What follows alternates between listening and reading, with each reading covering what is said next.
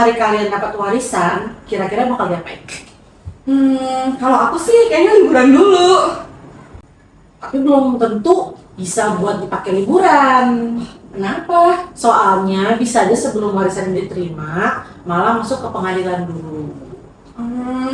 Nah itu dia. Banyak orang mikir masalah warisan cuma ada di sinetron aja.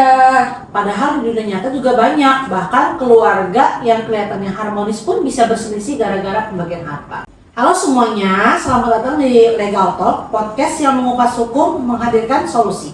Saya Datita Kuhna. Dan saya Rini Andika Putri. Hari ini kita bakal ngobrol santai tentang sebuah sengketa warisan keluarga konglomerat yang sempat menjadi perhatian publik. Ini nama para pihak kita samarkan ya, karena yang mau kita bahas di sini bukan siapa yang benar atau yang salah, tapi pelajaran hukumnya. Udah hadir nih dua narasumber kita, Kak Kartika Putri Ramadhani. Halo semuanya.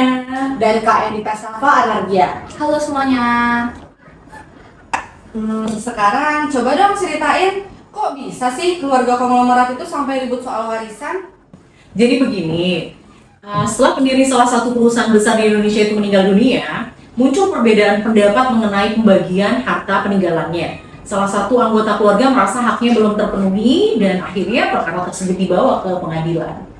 Berarti masalahnya bukan karena hartanya sedikit ya? Iya, justru karena asetnya banyak dan sangat besar dan ada di mana-mana, prosesnya itu jadi agak ribet dan pembuktiannya jadi lebih rumit. Jujur ya, banyak orang yang mikir warisan itu tinggal dibagi rata. Emang sesimpel itu?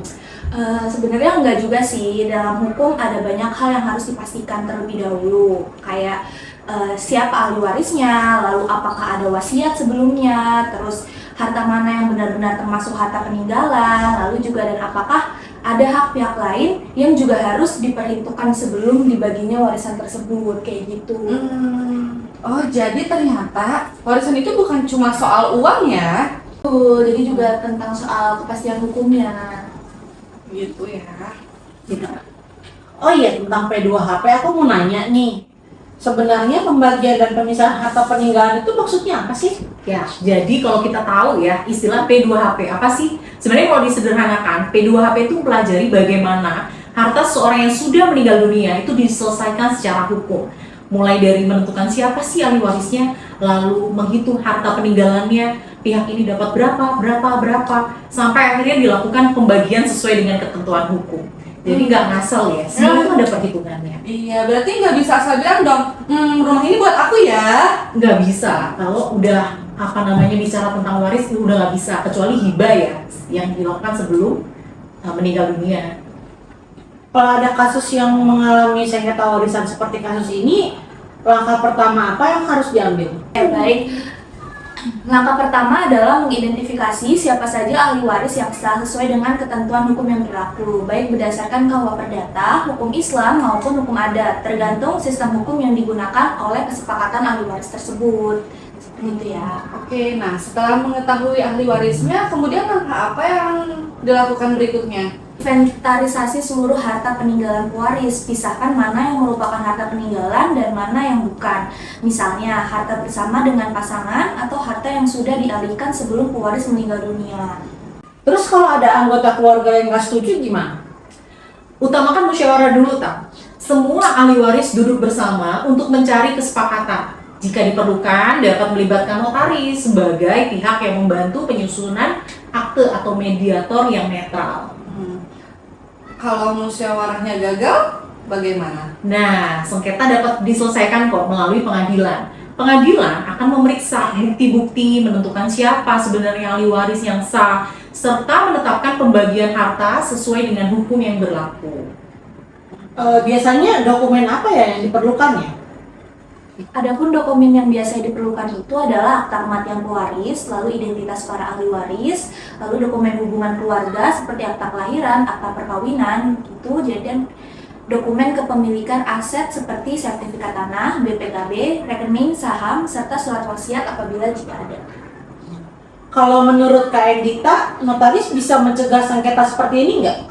Kalau menurut saya itu bisa ya, misalnya dengan membantu membuat wasiat sesuai ketentuan hukum, lalu menyusun akta yang diperlukan, dan memastikan dokumen hukum dibuat dengan jelas. Kalau administrasinya rapi, potensi sengketa biasanya jauh lebih kecil. Oke, jadi intinya jangan nunggu ribut dulu baru ngurus dokumen ya. Benar sekali Mbak Riti. Jadi sengketa warisan itu seringkali bukan hanya disebabkan oleh nilai harta yang besar, tapi juga karena kurangnya komunikasi, informasi, dan administrasi hukum yang tidak tertata. Jadi perencanaan sejak dini dan dokumen yang lengkap itu bisa banget buat mengurangi potensi konflik yang terjadi. Baik.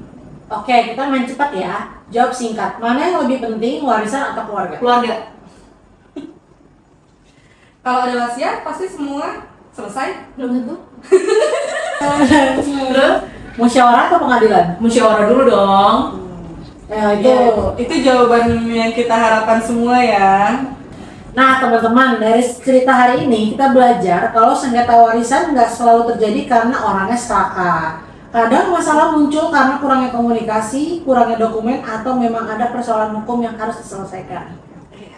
Makanya penting banget nih memahami hukum waris sejak dini. Bukan karena kita berharap dapat warisan, tapi supaya kita tahu bagaimana cara menyelesaikan persoalan yang benar. Terima kasih untuk Kak Kartika Putri Ramadhani dan Kak Edita Safa Anargia yang sudah berbagi ilmu hari ini. Sama-sama. Baik, semoga obrolan kita bermanfaat buat teman-teman semua.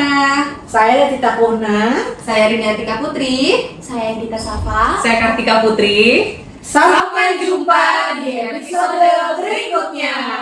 Legato. Mengupas hukum menghadirkan solusi.